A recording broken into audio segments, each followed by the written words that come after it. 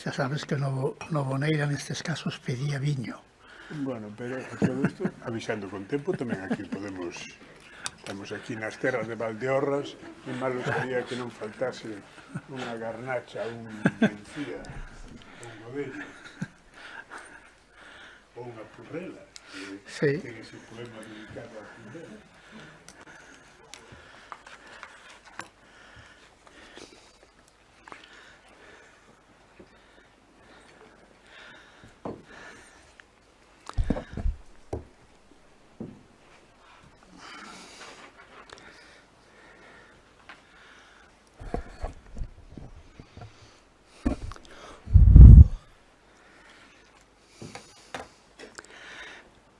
Boas tardes, señor presidente da Real Academia Galega, académicas, académicos, miñas donas e meus señores, moi agradecido pola presenza nunha hora tan problemática e probablemente nun día que tampouco é o máis axeitado para un acto destas características.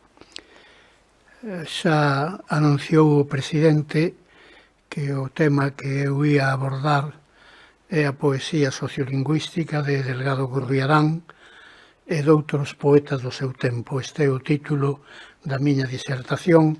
Creo que todos, supoño que todos, teñen unha especie de guión relativamente detallado, se me permiten a expresión, e é probable que algunhas das epígrafes que aparecen nos dous folios que teñen diante, bueno, non sexan pola miña parte obxecto de comentario, pero bueno, aí quedan.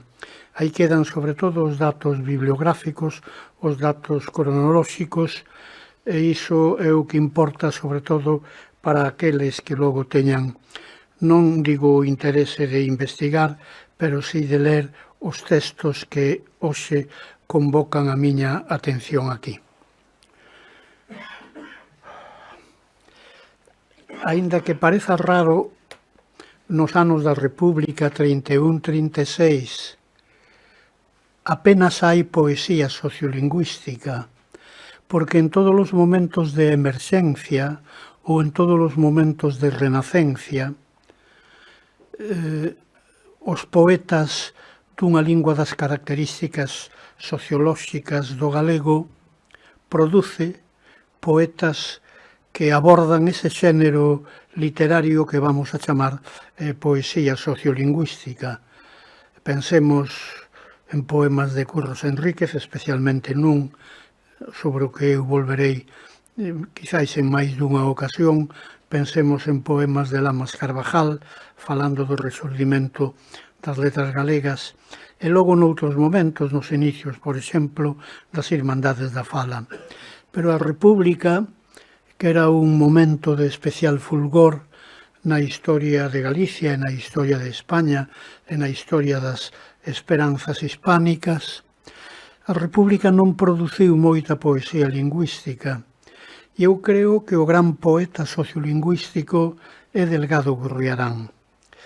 No período que vai do 31 ao 36, máis concretamente, do 31 ao 34, Delgado Gurriarán publica 3 poemas relativamente extensos de temática sociolingüística. É probable que a poesía sociolingüística non teña dereito pleno a figurar no cadro da poesía, se se me permite esta maneira de falar. E o propio Delgado Gurriarán era consciente diso, porque como mínimo 2 dos 3 poemas do período republicano son, como el ten dito en máis dunha ocasión, poesía ou humorística ou poesía satírica. E a poesía satírica ou a poesía humorística, dicía, se ben con outras palabras, Delgado Gurriarán, que non ten o rango de verdadeira poesía. Os poemas sociolingüísticos, os 3 de que veño falando, son un do ano 31, Opinión sobre o galego, outro de fins dese ano, do 31, vou ler o título, non se rían, Carta de Juan de la Era al doutor Nuevo Campito. Nuevo Campito é un doutor que existiu na realidade. Era catedrático na Facultade de Medicina da Universidade de Santiago, era o doutor Novo Campelo, e o doutor Novo Campelo viña polemizando bastante adustamente contra o que en algúns textos se di o instituto, pero era contra o seminario de estudos galegos. Eu non teño noticias de persoas que coñeceron a Novo Campelo, aínda que eu tratei na miña época de Santiago, 56, 57, 58, persoas que sí coñeceron a Novo Campelo, pero Novo Campelo, ou exaxera moito Delgado Gurriarán, parece que era, se se me permite a expresión, un castrapista superlativo. Non é que falara o castelán, non é que falara un castelán libresco, non é que falara un castelán moi cuidado, non é que falara un castelán moi académico. Falaba un castelán inzado con eses elementos que deron lugar a que antes de que os lingüistas lle chamasen a esa entidade idiomática castrapo, xa o pobo chamou a iso castrapo. É o castelán en lingua de trapo. De feito, cando quere ridiculizar o doutor Nuevo Campito, traducción de Novo Campelo, pon na boca del topónimos como algúns dos que figuran aí. Por exemplo, chamar a Pontevedra Puentevedra, a Celanova Cellanova, a Chantada Llantada, a Castro Caldelas, Castro Cualdellas ou a Muxía Ordeñaba. É evidente que aquí o poeta, que ten toda a liberdade do mundo, porque o Estatuto da Poesía Satírica, neste caso, é o estatuto máis xeneroso que se teña inventado na historia dos xéneros literarios. Polo tanto, do que se trata é de ridiculizar. É un gran poema, este poema que el titula Carta de Juan de la Era? Eu creo que non. Digo sin vacilación pola miña parte, pero esa non vacilación pola miña parte tamén ven respaldada polo feito de que el, nun inquérito do ano 36, respondendo a varias preguntas de Filgueira Valverde, que logo se publicaron nun libro en edición de Ana Acuña e en edición miña, no ano 90 e tantos, pois el di que a poesía humorística, e non digamos a poesía satírica, non é poesía. Non se lea como poesía, aínda que eu titulase a miña disertación de hoxe a poesía sociolingüística de Delgado Gurriarán. Que hai no fondo de todo isto? Bueno, estamos ante un escritor, ante un poeta, sobre todo, ante un poeta que acaba de nacer como poeta. É certo que hai poemas del da súa época de Valladolid, cando estudaba na Facultade de Dereito daquela cidade castelá, pero poemas publicados, e aquí está Ricardo Gurriarán, que é a máxima autoridade na materia, antes do ano 31, se hai algún, hai moi poucos. Polo tanto, estás estreando como poeta esta voz de Córgomo, a quen chamamos, desde moito antes deste ano, Florencio Delgado Gurriarán. Estás estreando, pero o poeta que el leva dentro é un poeta que de algún xeito está en controversia co cidadán que el leva dentro. Por un lado, o cidadán anima a facer poesía humorística e satírica contra aqueles que renegan do galego, contra aqueles que son uns desleigados por empregar unha palabra moi utilizada naquela época. Aqueles que non lle teñen lei a lingua galega e unha maneira de manifestar este desleigamento está en que non só falan o castelán, sino que falan un castelán que sería repudiado por quen tivera en Burgos, por exemplo, un criterio un pouco purista do que é un idioma calquera.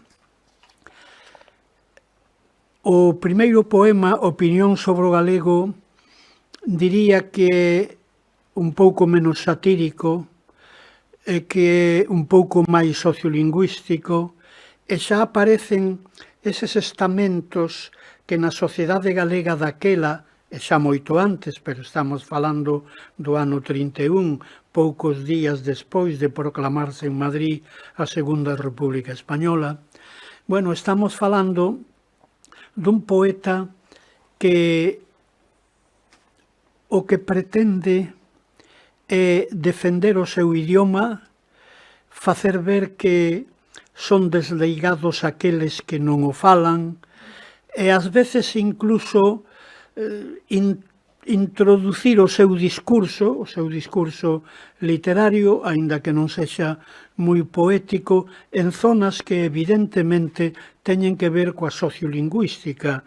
Sociolingüística, termo que eu estou utilizando e que daquela nunca fora utilizado nin en Galicia, nin fora de Galicia, en ningunha parte. Non esquezamos que a sociolingüística, con este nome, nace nos Estados Unidos alrededor de 1956, con Ferguson, por exemplo, pero sociolingüística vense facendo, xa a facía o padre Sarmiento de alguna maneira, xa o fixo na primeira lección daquela cartilliña para os nenos galegos de Manuel Murguía. Claro que sociolingüística faise, pero a sociolingüística é algo sobre o que non teñen claridade nin siquiera aqueles que cultivan territorios da lingüística máis propios a aquelo que nós hoxe chamamos sociolingüística.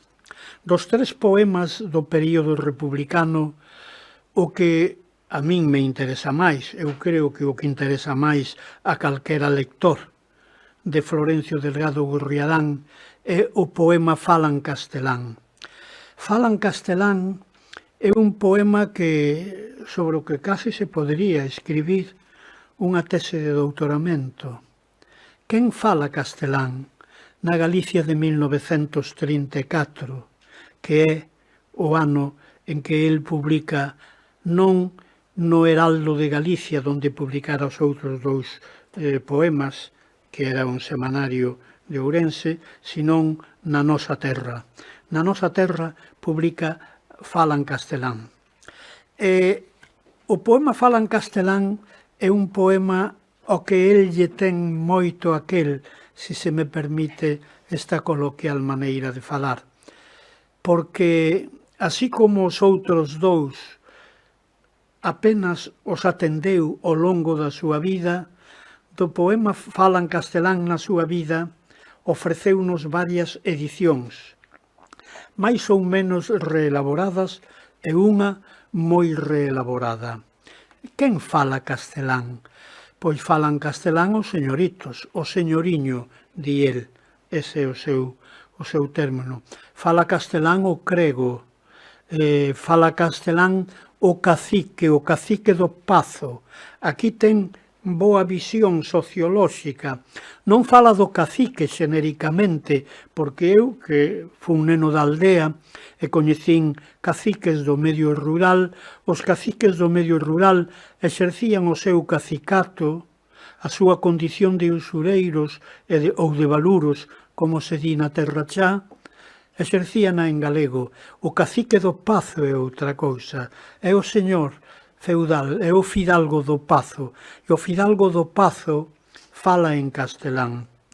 O que nos está dicindo é que na estratigrafía de Galicia hai uns estamentos, non me atrevo a falar de clases sociais, porque é unha cuestión bastante complicada. Hai uns estamentos que teñen como norma falar o castelán, e non é que teñan como norma, é que neles a actitude é despectiva cara ao idioma que deciden non utilizar. Pero ao longo desta requisitoria, Delgado Gurriarán fala de que tamén están en castelán, dito na miña terminoloxía de hoxe, os recibos das contribucións e a documentación dos xulgados. E claro, eu diríalle, e aquí tenme que permitir o meu admirado Delgado Gurriarán que entre un pouco en controversia con el. Delgado Gurriarán, eu creo que non ve sociolóxicamente ben o problema, porque nunha Galicia ceibe e socialista, expresión que empezaba a xurdir naquel momento, haberá recibos da contribución. Eses recibos da contribución estarían escritos na Galicia ceibe socialista en galego. Claro que, aínda na mellor das sociedades, vai haber aspectos nesas sociedades que a algúns cidadáns vanlles parecer negativos, o ter que pagar impostos, por pequenos que sexan, e por moi rico que sexa o que teña que pagar eses trabucos. Polo tanto, aquí Delgado Gurriarán é un pouco maniqueo. El quere poñer o mundo do diñeiro e o mundo do poder xudicial falando castelán, e falan galego os que non están no mundo do diñeiro, non están contaminados polo diñeiro, e os que non están contaminados por ningún tipo de poder, nin siquera o poder xudicial. Pero non é así, porque nunha Galicia ceibe socialista os recibos da contribución, precisamente porque era Galicia ceibe e socialista, falarían en idioma galego. Este poema, que é do ano 34, un pouquiño antes de publicar o seu primeiro libro, Bebedeira, públicao por segunda vez no Cancioneiro da Loita Galega, publicado en México no ano 43. Nesta edición, entre a 10ª estrofa e a 11ª, el intercala dúas estrofas que eu ofrezo aí, para que se poida seguir un pouco mellor o meu discurso. Quen fala castelán, a parte do cacique do Pazo, a parte do crego, fala castelán, mozo falanxista, mistura infernal de tolo e borreiro, fala castelán, o falanxista. Borreiro, supoño que a señora Álvarez Pousa ilustraranos sobre esta palabra, pero eu creo que é unha das palabras máis interesantes que un pode atopar no léxico de Delgado Gurriarán. O que non sei é se chegou a estar viva ou moi viva nas distintas comarcas das terras de Valdeorras. Borreiro é sinónimo de malvado, ou de calquera destes sinónimos, tanto que na última edición, a do Soño Sulagado do ano 86, Delgado Gurriarán, quizáis sospeitando que esa palabra non se vai entender moi ben, e el quere que se entenda moi ben que un falanxista é unha mistura infernal, por un lado, de tolo, un tipo que non utiliza a intelixencia, e por outro lado de verdugo. Non pon borreiro, nin pon ningún dos sinónimos que podería empregar como malvado. Verdugo. Tamén, continuando co tema do falanxista, soñando coa moura, España imperial, canta a Torquemada todo en castelán. Isto na edición do ano 43, pero na edición do libro publicado en Edicións do Castro, o seu último volumen, no ano 86, O soño do guieiro, el non pon España con H inicial, pon España sen H. Eu recordo os galeguistas dos anos 50, ou dos principios dos 60, os que acababan de ler, por exemplo, a Castelao, que con frecuencia escribía España con H, había discusións tabernarias ou de café, pero discusións entre xente máis ou menos entendida. Algúns dicían que o H de España era H etimolóxico e outros dicían que era un H hostil. Delgado Gurriarán ten a idea de que publica no ano 86, en plena restauración monárquica, democrática de España, e el non quere perturbar o proceso democrático. E el sabe que se pode interpretar o H etimolóxico como H hostil, que o HS non é o H de Hispania, é o H da hostilidade, e polo tanto el decide escribir España, porque non creo que Isá Díaz Pardo, que nesto tamén era un pouco compangueiro, e que é quen editou ese libro, inda que xa as edicións dirixías naquel momento o seu fillo Xosé Díaz, fose o que aconsellase que se retirase ese H inicial. O día que se faga coa minucia debida a historia da sociolingüística en Galicia, evidentemente haberá que ter en conta 30, 40, 50 ou 60 poemas ou máis, probablemente, pero desde logo hai que ter moi en conta estes 3 poemas que publicou no período republicano o noso escritor. En canto aos 2 primeiros poemas, xa o dixen, publicados no Heraldo de Galicia, en Ourense, no ano 31, foron publicados co pseudónimo Corgomófilo, creo que nunha ocasión con K inicial e noutra ocasión con C inicial. Corgomófilo que ama a Córgomo. O amor a Córgomo está xa na súa pseudonimia desde que ele empeza a ser escritor público en Galicia. Pero, en certo modo, non se quere dar a coñecer, porque el o que quere é aparecer na escena literaria galega como poeta. E como poeta ele está escribindo os poemas de Bebedeira. E os poemas de Bebedeira non teñen nada que ver co cidadán detractor, co cidadán denunciador dos poemas sociolingüísticos. Os poemas de Bebedeira son poesía, se se me permite a expresión, máis pura. E o canto a paisaxe de Valdeorras, os viños de Valdeorras, as xentes de Valdeorras, os costumes de Valdeorras.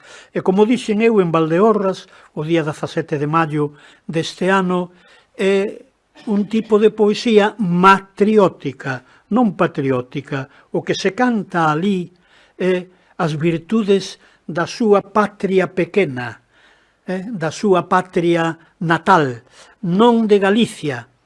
El ten poemas a Galicia e, polo tanto, ten poemas patrióticos, pero a poesía patriótica é sempre máis épica, máis problemática. A poesía matriótica é máis garimosa, máis doce, máis suave, máis próxima. E esa é a poesía de Valdeorras. Nada ten que ver a totalidade dos poemas de Bebedeira cos 3 poemas sociolingüísticos que el publicou. E 2 publicaos, en certo modo, para que non se saiba que son de don Florencio Delgado Gurriarán. Aínda que o terceiro, fala en castelán, publicouno co seu nome e apelidos, Florencio Delgado Gurriarán. O que quere decir que estaba satisfeito dese poema. E, de feito, dos 3, eu creo que é o máis importante, aínda que eu, que xogo con moita vantaxe, porque, bueno, estou falando no ano 2022, queirase ou non, pois veño da sociolingüística hispánica dos anos 60 e a sociolingüística hispánica pois ven de Ferguson no ano 56. Facerlle reparos a Delgado Gurriarán desde a nosa posición, de feito, é bastante doado.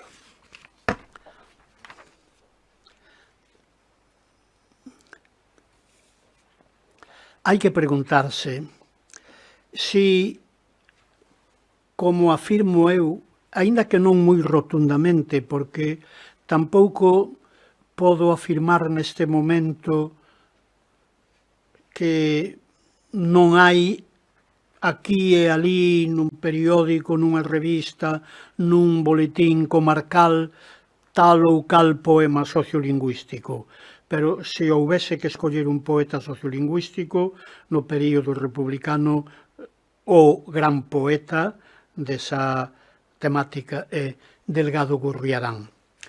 Ben, hai que preguntarse por que Delgado Gurriarán sí e outros poetas non, porque xa era poeta quen daquela tiña aproximadamente os anos de Delgado Gurriarán, Celso Emilio Ferreiro, que xa era poeta édito, non só polo cartafol de poesía que fixo con velo, senón por poemas soltos publicados en distintas revistas. E falo de Celso Emilio, porque Celso Emilio xa está proxectando unha imaxe de esquerdas como a que proxectou a partir de 1962, ao publicar Longa Noite de Pedra. Ben, pois, Celso Emilio non fai poesía sociolingüística, fará no ano 62, Lingua proletaria do meu povo. Quen fai poesía sociolingüística é Delgado Gurriarán. Pero cuidado, é que Delgado Gurriarán é moi distinto a todos os demais. Eu non sei polo miúdo a biografía, por exemplo, de Amado Carballo ou de Manuel Luis Acuña, con perdón de Ramón Nicolás, o seu especialista, ou doutros escritores do período republicano, pero estou seguro que todos eles, fillos de papá, fillos da cidade, fillos da mesocracia, falaban, escribían en castelán e falaban na casa cos seus, a súa lingua social, e a súa lingua social era o castelán. O caso de Delgado Gurriarán, ata onde eu sei, é insólito. Tiven ocasión de falar disto na conferencia que pronunciei na Universidade de Santiago o 14, o 15 ou 16 de maio deste ano. Iso foi recollido máis ou menos nun traballo meu que publicou o Departamento de Filoloxía Galega da Universidade de Santiago, sobre o escritor homenaxeado. Delgado Gurriarán é fillo dun profesional. Por lo tanto, por ser fillo dun profesional, tiña que falar na súa casa en castelán. El que falaba en galego no Turreiro, en a Eira, en o Adro, cos rapaces cos que xogaba a billarda, cos que lle roubaba os figos ao cura, etcétera, etcétera, que falaba na casa o fillo dun profesional equivalente ao que hoxe se chamaría un perito agrónomo. Eu que coñecín o perito agrónomo da miña aldea de anos despois, os seus fillos xogaban a billarda con nosco en galego, pero dirixíanse a seus pais en castelán. Pois ben, a lingua que falaba na casa era o galego, non era a lingua social do seu estamento. E iso que na biografía de Delgado Gurriarán danse episodios que non favorecen esta decisión idiomática, porque Delgado Gurriarán, desde moi novo, está ou en Palencia, el vai facer o ingreso do bacharelato no Instituto de Palencia, onde anos despois estaría eu de catedrático durante un curso, logo termina o bacharelato en Valladolid e fai toda a carreira, 5 anos de Dereito en Valladolid. Así que as circunstancias están decantando sempre en favor do castelán.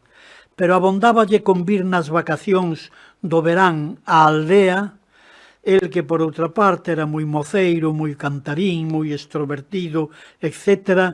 E o contacto con ese humus festivo, con ese humus humano, pois deu lugar a que el mantivese mesmo como lingua do fogar, a que non debería ser a súa lingua social, porque a lingua dun perito agrónomo era daquela o castelán. Este é o Delgado Gurriarán que fai poesía sociolingüística cando outros, citei algúns moi importantes, Manuel Lacuña ou Luís Amado Carballo, cando outros si fan poesía, pero non teñen outros compromisos co idioma. El, como cidadán, tamén fai o tipo de poesía que el considera de segundo rango para que o cidadán galego e o cidadán galeguista se exprese. Aí no apartado 2.2 digo precisamente o que xa adiantei, que no inquérito do ano 36, as preguntas a Filgueira Valverde, el desestima a poesía satírica e a poesía humorística. En todo caso, que non é poesía, proba o feito de que os seus poemas, estes tres, non pasan a bebedeira.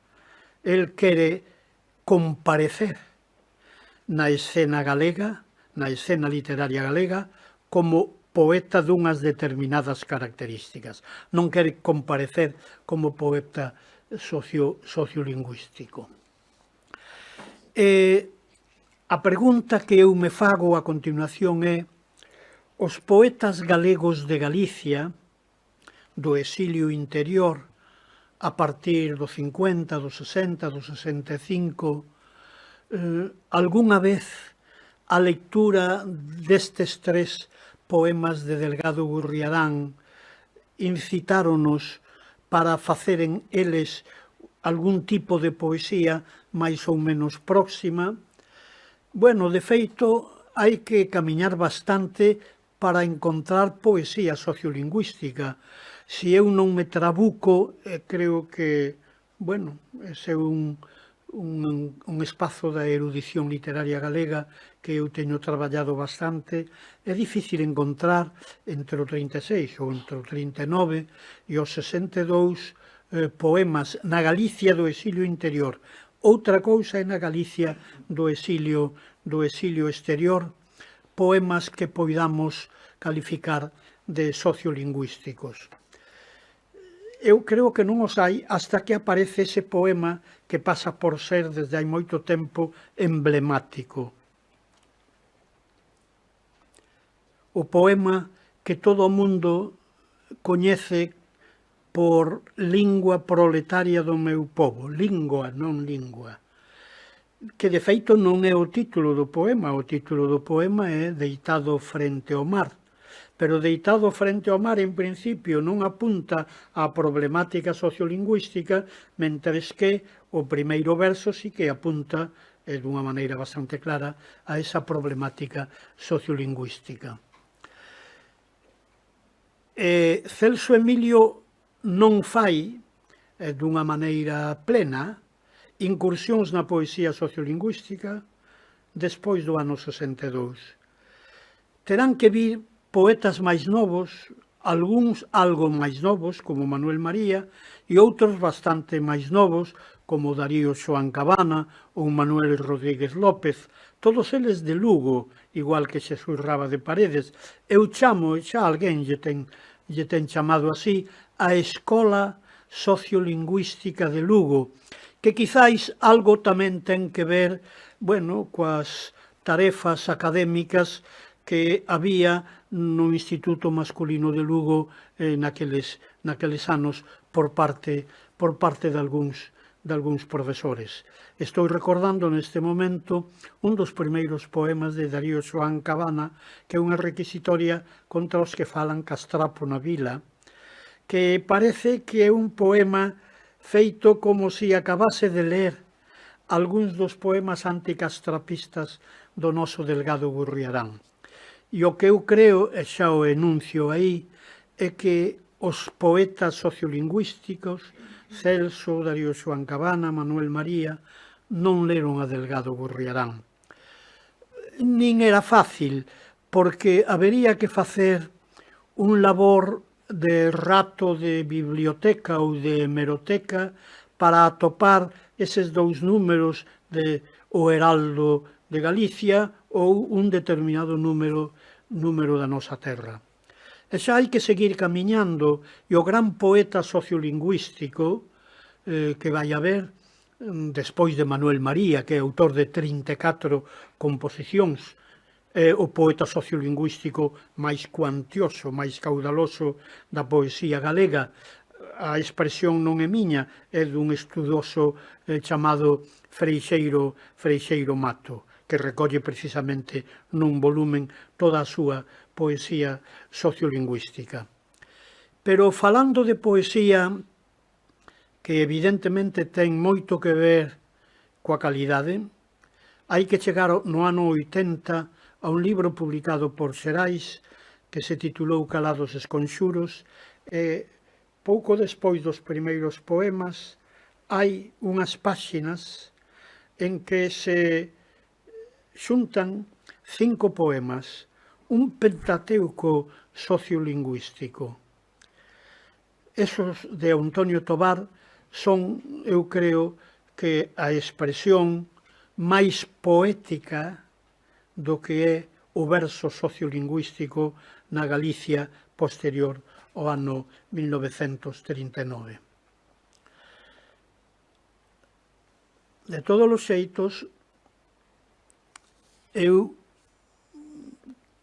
que naturalmente, como todo o mundo, ten dereito a ter as súas peculiaridades e a manifestalas por outra parte, eu son dos que creo que, habendo entre nós grandes sociolingüistas, aínda non se fixeron traballos para chegar á cerna da problemática sociolingüística.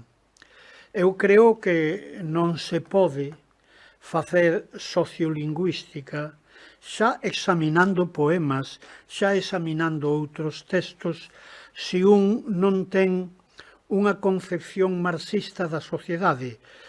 Marxista e, a ser posible, marxista gramsciana. Gramsci dixo poucas, aquí está Fernández Rey, que diso sabe moito, dixo poucas pero atinadas cousas sobre o sardo que falaban os seus sobrinhos mentres ele estaba nunha prisión de Mussolini e lle escribía a súa irmá para que non lle pegara azoutes no cu a un dos seus fillos por dicir palabras en sardo. Aí estaba apuntando moi fondo Gramsci. Porque eu creo que ningún dos poetas galegos, tanto do período republicano Delgado Gurriarán como dese período franquista da Escola Sociolóxica de Lugo, como do período, digamos, liderado polo poeta ourensán Antón Tobar, teñen lido a fondo unha soa estrofa de